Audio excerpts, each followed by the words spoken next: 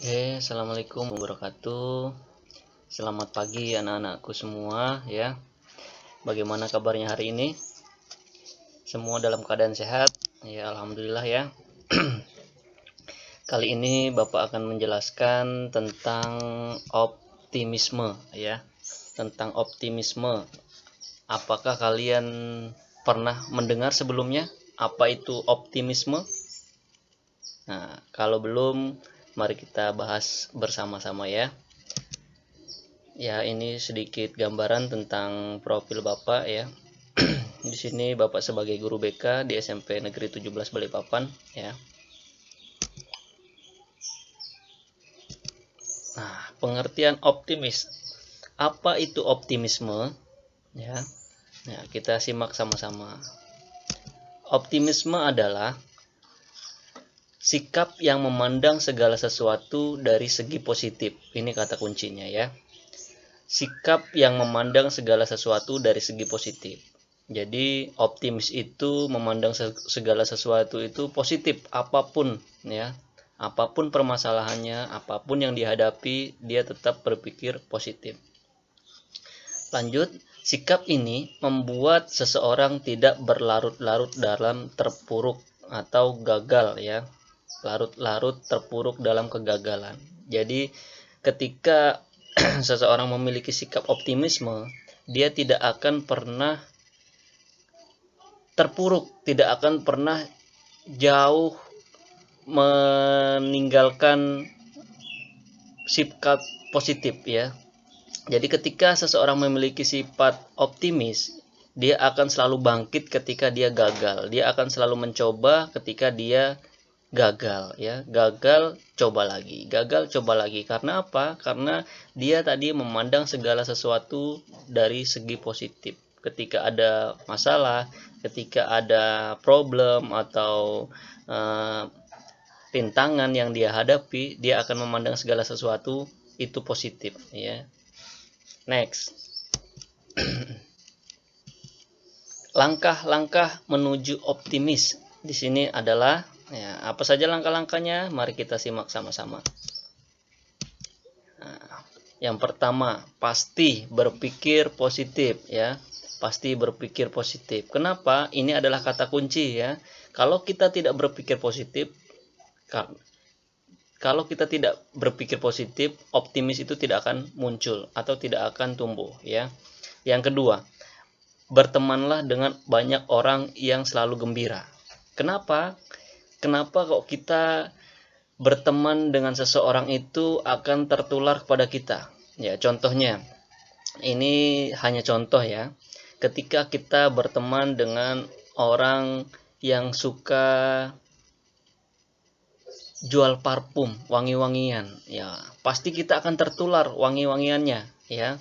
Begitupun sebaliknya ya, ketika kita suka berteman dengan orang yang penjual ikan misalnya, kita akan tertular amisnya, pasti itu bau amis ya. Ketika kita berteman dengan penjual ayam, pasti kita bau ayam ya.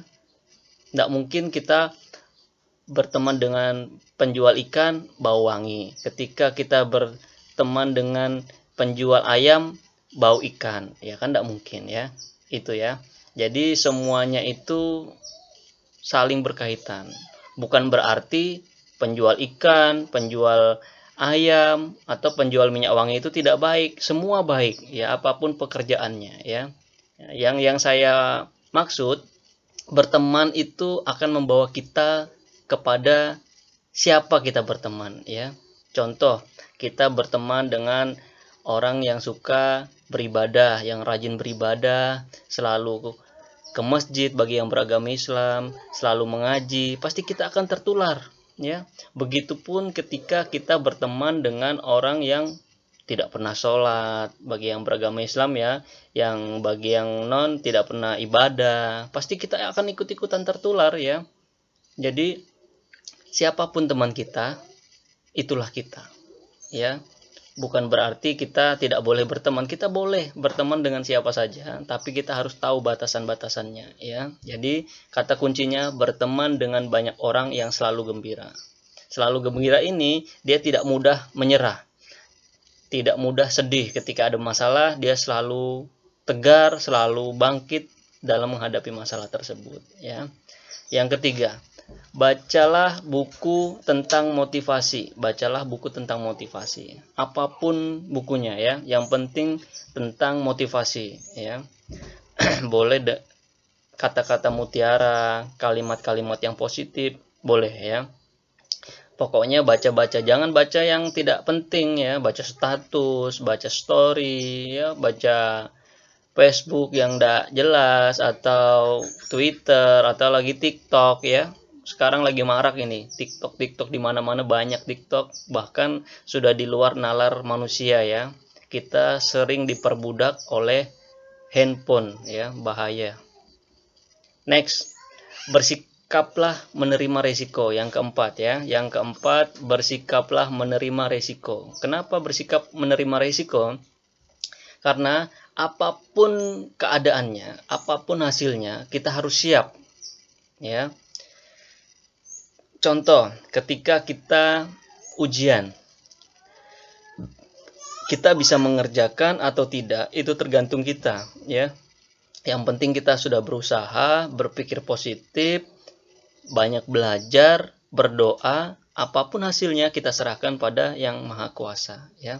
Jangan sampai nanti hasilnya jelek atau tidak sesuai yang kita harapkan, kita tidak bisa menerimanya, ya. Jadi bersikaplah menerima risiko apapun yang terjadi, ya. Karena kalau tidak bisa menerima risiko, contoh ketika sudah belajar mati-matian, sudah belajar siang malam, ternyata ada yang tidak beres, akhirnya nilainya kurang atau nilainya tidak sesuai, bahkan di bawah standar, tidak tuntas. Nah, padahal saya sudah belajar, kenapa kok saya tidak tuntas nilai saya? Nah, kira-kira kenapa?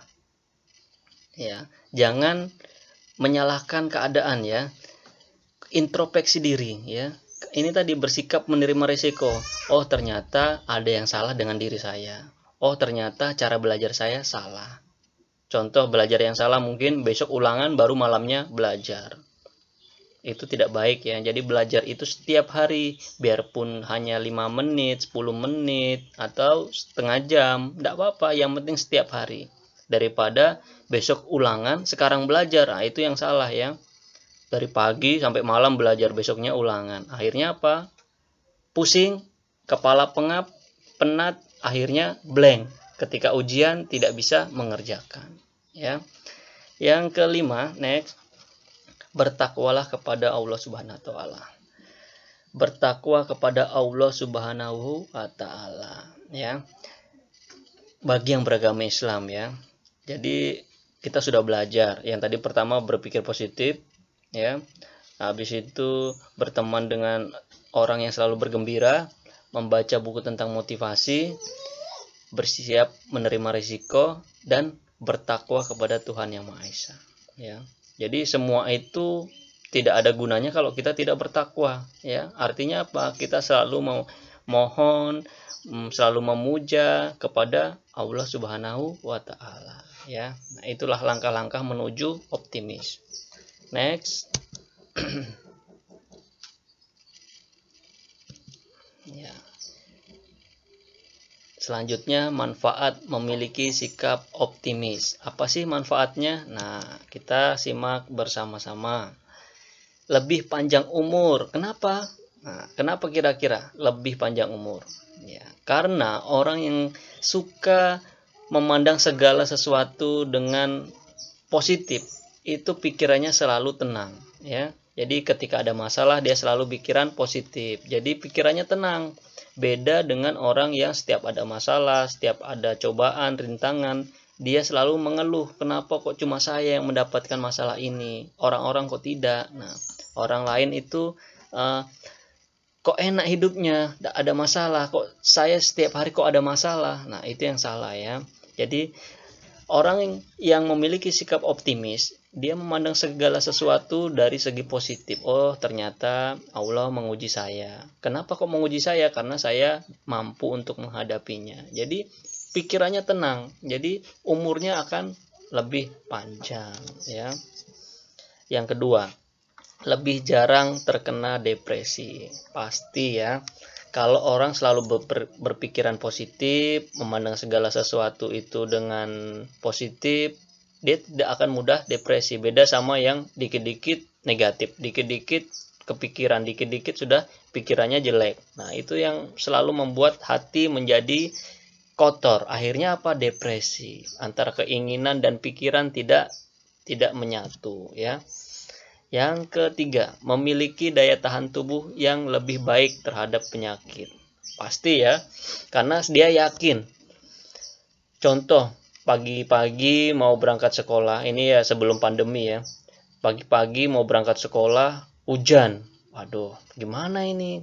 Tapi dia sudah yakin dari bangun tidur mau berangkat sekolah, dia yakin saya pengen berangkat sekolah. Contoh ya. Hujan, dia tetap jalan, ya. Entah yang rumahnya dekat pakai payung, yang rumahnya jauh diantar oleh orang tua atau naik angkot, tapi pakai jas hujan, tetap sampai sekolah dan pulang lagi ternyata enggak apa-apa. Beda yang malas-malesan ya, berangkat ke sekolah, berangkat enggak ya hujan, rumah jauh. Ada yang rumahnya dekat gara-gara hujan tidak berangkat. Nah, itu yang salah ya. Jadi memiliki daya tahan tubuh yang lebih baik ini, dia memandang segala sesuatu itu positif. Mau hujan, mau apapun, itu contohnya ketika hujan tadi ya. Mau hujan, mau panas, mau apapun, dia tetap kuat karena dia memandang segala sesuatu itu dengan positif, ya. Jadi di daya tahan tubuh kita itu metabolismenya semakin meningkat karena berpikir positif. Next, lebih baik secara fisik dan mental. Pasti ya, tahu bedanya fisik dan mental. Kalau fisik itu bisa kita pegang. Nah, seperti wajah kita, tangan, ya, kaki, perut. Nah, itu bisa. Itu adalah fisik, sehat fisik. Orang yang sehat fisik belum tentu sehat mental. Nah, ini bedanya ya. Orang gila. Nah, ada orang gila, contoh kita membandingkan dengan orang gila. Orang gila itu fisiknya sehat atau tidak? Ayo. Orang gila ternyata ketika dites kesehatannya, dia sehat. Fisiknya sehat. Tangannya sehat, perutnya sehat, kepalanya sehat, kakinya sehat, tidak ada penyakit. Kenapa kok bisa dibilang orang gila? Ya, ini yang kedua, mental ya, mentalnya atau jiwanya. Jiwanya terganggu, mentalnya terganggu. Makanya lebih baik secara fisik dan mental jika kita memiliki sikap optimis, ya. Ternyata orang gila itu bukan fisiknya yang sakit, tapi mentalnya yang sakit. Ya, makanya ada namanya rumah sakit jiwa, bukan rumah sakit fisik ya, rumah sakit jiwa, bukan rumah sakit fisik. Jadi yang sakit adalah jiwanya atau mentalnya, bukan fisiknya. Beda kalau sama kita ya, manusia yang normal, yang sakit adalah fisiknya, bukan mentalnya. Mentalnya tidak apa-apa, tapi fisiknya yang sakit. Nah, tapi kalau kita memiliki sifat yang optimis, ya, kita akan lebih baik secara fisik dan mental. Amin, ya. Next, mampu mengatasi kesulitan dan menghadapi stres. Otomatis ya, ketika dia memiliki sifat optimis, dia menghadapi kesulitan, rintangan apapun yang dia hadapi, dia akan tegar, ya, sehingga tidak mudah stres. Oke ya. Next,